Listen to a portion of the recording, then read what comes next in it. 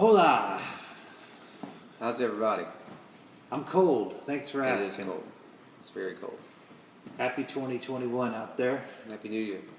And it's January. It's supposed to be cold. Well, It's doing its job. it is. Glad someone's out there doing their job. Well, we are excited to be back. It's a new year, new opportunities to drink more wine, Chef. You know, the more things change, the more they stay the same, right? We're getting pretty good at this, this drinking thing. Well, I tell you what, it's not from a lack of raw determination. I figured another 20 years ago we'll have it down pat. Well, I don't want to take a break to find out. Yeah, we want to keep. We don't want to rest on our laurels. Going right through. There's so much left to learn and drink. Hey, I just wanted another. I know I get kind of mushy on this, and there's only 20 people watching, so they can deal with it. I just want to thank everybody for just so many incredible, thoughtful cards and delicious bottles of wine. Oh, it just brings. Oh, look, I'm watering up now. It's an emotional time. It is, yeah. No, boy, it just means the world. I just don't get enough opportunities to tell everybody how much I appreciate everything that everybody out there in TV land there has done for us, and we appreciate it. Very much so. We got new hours at the restaurant now. We're going to do our winter hours, just a little bit tighter schedule, 4 days a week. We'll once February comes around, we'll get back to a 5-day week. So it's after Valentine's, we'll it's that little dip in the volume that hurts, and so we're gonna play it smart, and of course demand will change that. If people are demanding more, the seats are full. I think the vaccine could have something to do with that. It's going to take a while, but it will certainly make a huge difference. It'll make a big difference in the whole country come springtime. Yeah, we're seeing a lot of people that are close to us getting the shots today, and hopefully that will give people the confidence to come back out. And then, heck, who knows? We might be open 6-7 days a week. But as it is now, it's cold. People are playing it safe at home, and that's why we have this video, so y'all can watch along, drink along. It's almost like being here, except without all the noise from the restaurant. Yes, very, very similar. Yes, it's probably easier to hear us in this format. We don't have to yell at the screen. That's right. We tend to have to yell in the restaurant. Well, we've got a couple of beauties here today. We're going to start McCrosty. This is one of Chris's go-to shards from 10, 12 years. How long have you been selling their wines? Oh gosh, yeah, at least. I mean, they're just a staple. They're a true house. Yeah. So Mr. McCrosty, he started getting into winemaking in Sonoma, which would now be considered the Sonoma Coast region, back in the late 70s. And he was the head winemaker of an upstart. And there was only about 40 wineries in Sonoma at that time. So we're talking about true pioneers. And it wasn't until maybe, I think, the late 80s, mid to late 80s, where he actually branched off and made his own winery under his family name, McCrosty. And if you're not familiar, they are known for making great, kind of glare there, sorry guys, fantastic Chardonnays and Pinot Noirs. Very much, he, as a young lad, he was able to travel Europe and was really taken by the styles of European wines. When he was there, he was actually in the army and was stationed in Italy. So he got a taste of the finer things of life, or maybe inspired him for the rest of his life on how to make his wines. And this is certainly not going to be what I would call an old world wine, but it has the principles of them, if that makes sense. So it's still going to taste like California, but it's not going to be what I would say out of balance or overdone in any way. Now we do have oak here, but only about 25% of it is new oak. So the other 75% of neutral oak, it really helps with the rounding of the wine and without giving it too much of those kind of over-the-top flavors where we can't actually taste the grape. It's beautiful wine. It has so much balance. You know, it hits all the check marks you want out of a high end Chardonnay, like you were saying, none of them are overly pronounced. They're all in step with one another, and you know, you get the citrus, you get the pear, apple, fruit, more pear than definitely. I get a little pineapple in there too. Yeah. I like that. I like that a lot. Really but lean. the oak is subdued, which I like. I don't like the big oak bombs, but boy, is that good. Yeah, the right amount of oak is key in my opinion, and I think more and more people are becoming sensible about that and understanding that it's not just all or nothing with oak.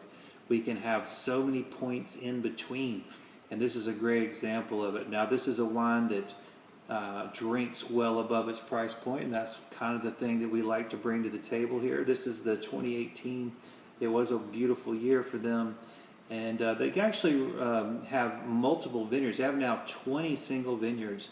This is a blend from multiple sites, kind of a cuvee, if you will, in a sense, but really brings the lushness of California and that balance and brightness of Europe. And what else could you ask for? It's terrific.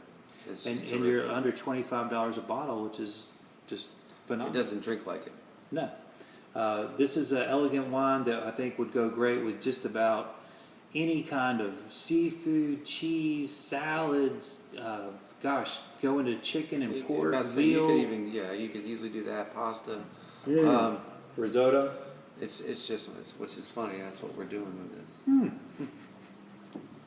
I swear we don't rehearse these. I know we do sit down, but I mean, I'm just as surprised as you are. These had risotto. These are just great. I mean, and the McRosty wasn't always. I mean, it used to be more California-esque. Mm-hmm. I mean, you can tell and you know, of course, some of it's not always the case. Sometimes that's just the expression of the grapes that year. You know, that's what they. You know, some winemakers try to manipulate their wines so they taste how they want them to taste, and some winemakers let the vines speak for themselves. And so, I mean, you see variations in vintages, but they're always delicious in their own way. I agree. Yeah, this is a man who's given his whole life to wine, and he's also on several advisory boards. He helped really build Sonoma. And get Sonoma organized with other winemakers to really make it a special place. And that is no easy task, folks, when you try to get a bunch of people that are trying to, in a lot of people's mind, they're in competing business and trying to get them on the same page. What we have learned, Chef Chris and I, over the years, is, if you have a restaurant beside you or a winery beside you, that isn't competition. That is more of an attraction to bring more people, and that's why we are such big fans of our neighbors when they open breweries and wineries and restaurants. Yes, absolutely. Because if they're doing a good job, our whole town's going to be doing a good job, and that's really, the kind of mentality that Mr. McRosty had is like, if I can make the other wineries around me as good, it's not going to take away from what I'm doing. I'm not going to lose business. But in the long run, the whole area is going to make more money because more people are going to be interested in Sonoma. Now, Sonoma has always been kind of the little brother to Napa. But as you see more and more and more, Sonoma is really, really nipping at their heels, if not looking at them eye to eye at this point. And you can probably say that. There's probably more high-end name brand, like household name wineries in Napa, but quality to quality blind tasting, boy, you better watch out because Sonoma could take that prize. I think you're spot on there as usual. And then I don't think that Napa's been resting. I don't think it's really a scenario here where Napa's dropping the ball. It's just Sonoma is just. They're feeling it. I mean, they're doing things right. The climate's been great. They're learning.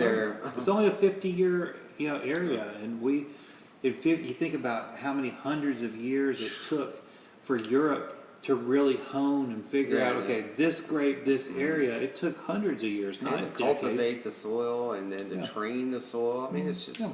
there's so many elements to Right. And so Sonoma is really just a baby in terms of the wine history.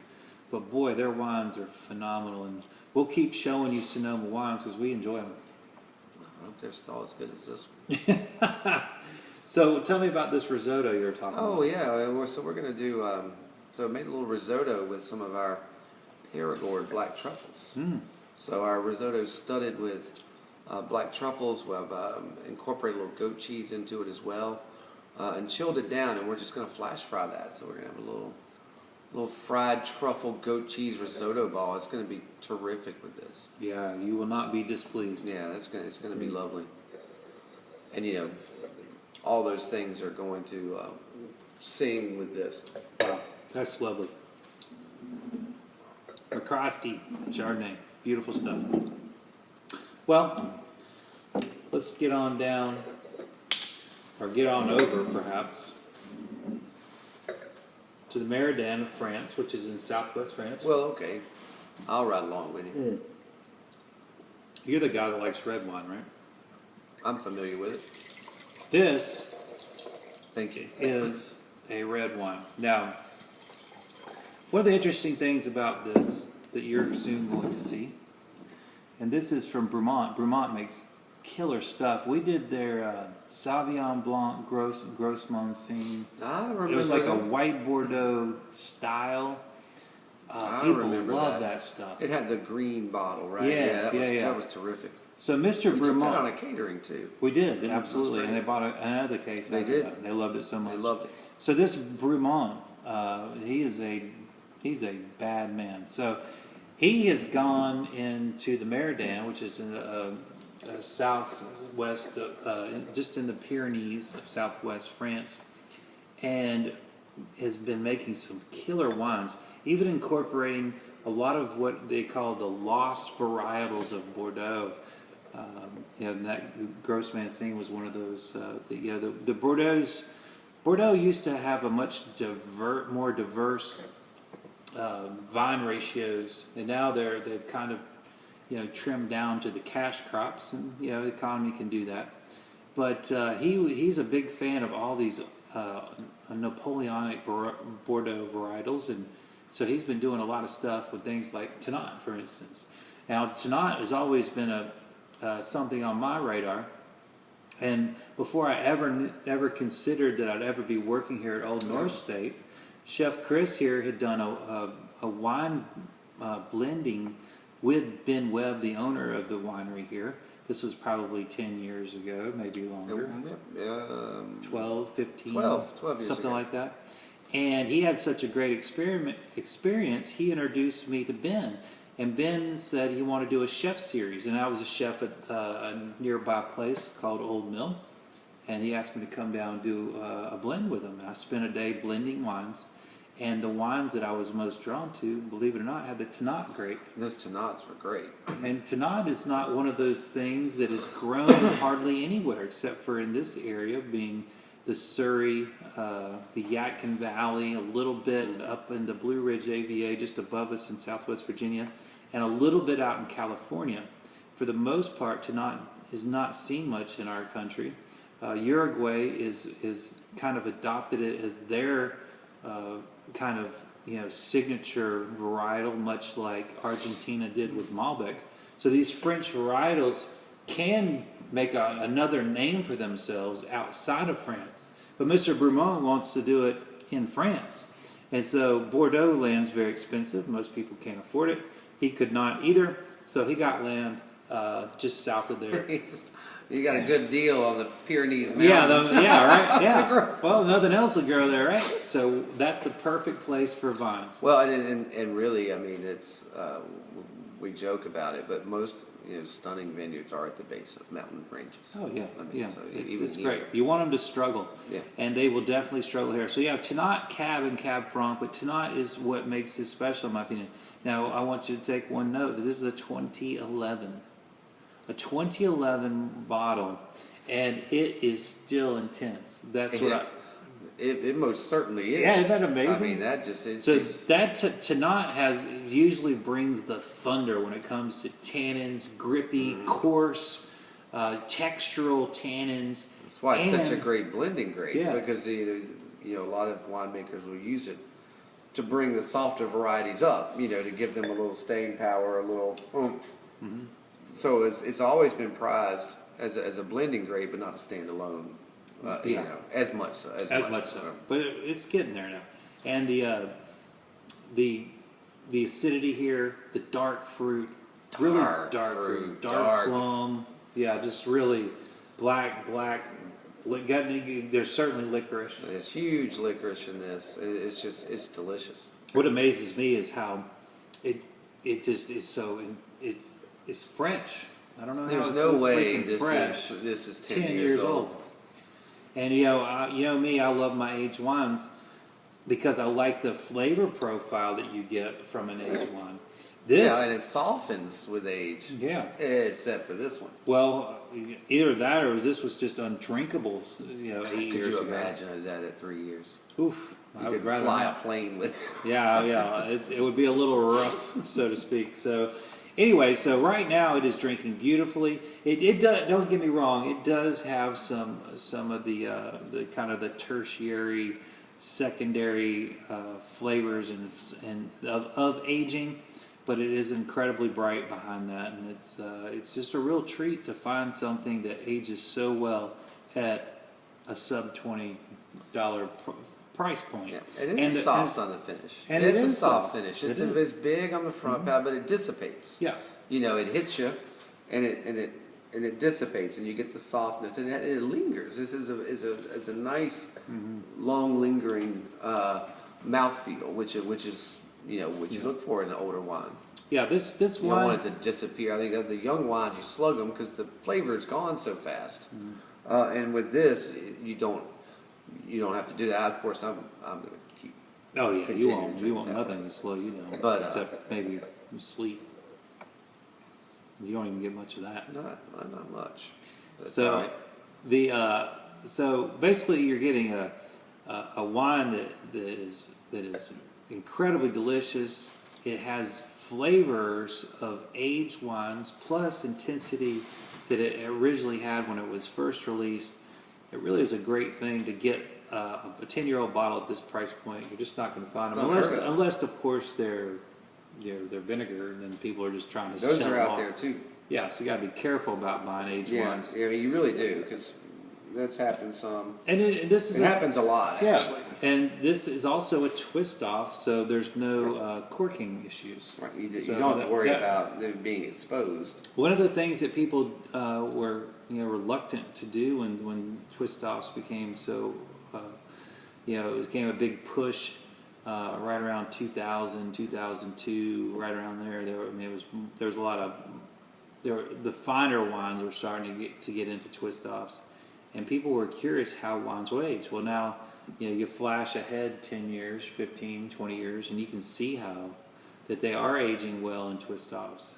They don't necessarily need that cork. Now, I'm sure it depends on the wine, but this wine did just fine 10 It years sure in this did. bottle. That is should be held up as an example of what's possible and realistic with twist offs. It's interesting, Chef. I do get, when we're talking about it at the base of the Pyrenees there, I am getting some of that kind of Spanish flavors. Yeah. Oh, absolutely. Yeah, we're a stone's throw from Spain at this Yeah. point, from where we are. If you had a really good arm, I mean. Well, But, I always say this too. It's like when you catch when I say, well, we're serving North Carolina grouper Right. tonight. Well, I don't think the grouper knew if it was in South Carolina, Virginia, North Carolina. They're following, yeah, the Gulf Stream and the food, but the weather patterns and the climate doesn't care about Yeah, the borders northern and- yeah. Spain or southern France. So regardless of what the label says, the soil and the grapes are going to be similar. They're going to produce very similar wines in that region, or absolutely. in that smaller region. And this is, as Chef alluded to, silky smooth finish, but with flavor. And getting better. Yeah. You know, that first sip out of the bottle, you're whoa, and now it's just. It's a fun little wine, and I would imagine you could still have this hanging around for a while. The way it's slow aging. So Why would you though? You could when you could buy a case this week and drink it. But for those of you that are a lot of people ask me about aging wines and you know when to drink them and things like that. This is a perfect example of a wine that if you like this flavor profile, this is why you're going to want aged wines, because there's layers and depth underneath that you just don't get from fresh wines. And I like them both. Don't get me wrong. I love fresh wine. I love the freshness in this wine, but I also love the complexities that have come along the way with the aging process. And that's not to be, I'm not trying to disinclude any wines out there. I think this is just I think it should be held up in high regard just because of that. And you just don't find aged wines at this point. Well, and the opportunity too. I mean, to get something of this age with this quality, and you know regardless of the quality of your wine. I mean, if you were to buy a wine that's 2 or 3 years old from the best winemaker and best chateau in the world, it's still going to be what it is. I mean, even if you pay $200 for it, sure, you don't want to open it then, because it's going to be not plain, but it's going to have one flavor and that's it. And that flavor is going to repeat itself throughout the duration of that wine or that bottle because it's young. This has changed 4 times in the glass. It has. And an aged wine constantly changes as it gets air, as it opens up, because it's been constrained for a decade. You know, and so an aged wine has layers like an onion, and as it warms up and as it airs out, it just changes, and you just don't get that from a young wine. It's not a young wine's fault. It just can't develop that soon. Yeah, we can't blame toddlers for not being able to drive, right? You can't. Well, we could, I guess. Hey, I But it's just- apologize to my children for yelling at it when they were toddlers for not being That able to explains drive all the themselves. therapy they're under. Hey, what are you going to pair with this, by the way? Well, we're going to do a country pate with this, and I taught the boys how to make pate this morning. Really? So we had a little pate school here at Old North State. Sweet. And so I made 2 pates because we're putting the pate on the ONS board now. I saw that. along with some salamis. But, we got a new menu. So I made extra so they could see 2 different styles and processes. But this is going to be great. We've got it's a little spiced pastrami, some tavern ham, some pork and chicken, pistachios and mustard. I mean, wrapped in bacon. Forget about it. It's going to be a great pate. And of course, I think I'm going to throw in some of our lusty monk pickles and a little sliver of cheese with this too, because y'all deserve it. I think about how fortunate we are that you love pate, so therefore we get to see it every couple of weeks. But I can't think of a place within 100 miles of here that has pate. Yeah, remember the place in Greensboro, Bistro Sophia? Yeah. Beth Kieserman owned it. She was the chef owner. Well, anytime we had a special occasion in the undercurrent days, we always went. That's where I want to go. I want to go to Bistro Sophia. It's like, and it wasn't French influence. It was French. It was a French restaurant. And I'm one of those people. I got the same thing every time. Yeah. I got the country pate, and I got the steak au poivre.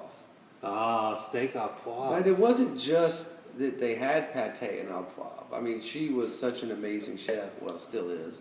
But I mean, it was just amazing. And, it had the chateau potatoes and the baby vegetables and everything was old school, proper, perfectly executed, and it was just amazing.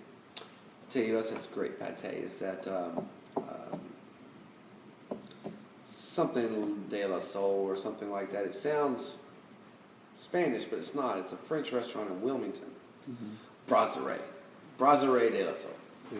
They've got a great pate on the menu. And you walk in there,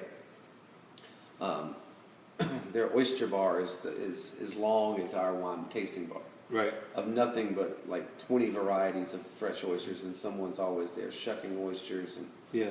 they have big bouillabaisse on the menu, and steak frite, and pate, and all the French classics. Oh, all the things you need. So that's a great spot. But Miss Bistro Sophia's, I mean, of course, they changed hands decades ago. But I always loved that. 'Cause Yeah. you could get a pate that I didn't have to make. Yeah. Or you had to make. That's true. It doesn't taste as good when you make it. It tastes better when someone else always. makes it. Yeah. Yep. And Because it's a lot of work and it's a lot of fuss and before, during, after, the waiting, the pressing. I mean, it's just such a process. Yeah. By the time you're done, you're like, I don't want that. That's work. Yeah. So, It's true. but I hope people do appreciate it because we do a lot of terrines and we do a lot of pates and things like that. And you do have to travel. I wonder if that Catherine, what was the place you went and did that wine tasting? Yeah. The Catherine or something like They that? may have at one point. I feel like they kind of their menu got pretty Americanized. Did it? I don't know if that. The last time I went there, they kind of. Too I'm bad. not going to say sold out. It looked like they transitioned into something maybe more Winston-Salem friendly. That's too bad. But I haven't been there in a few months, so who knows? This whole COVID thing's kept me from dining out around the state. I usually kind of go to places where I know, because I know the restaurants here in this area. I know what they're doing, who's working there, and how they're behaving. That helps. It does help. I hear you. Yeah.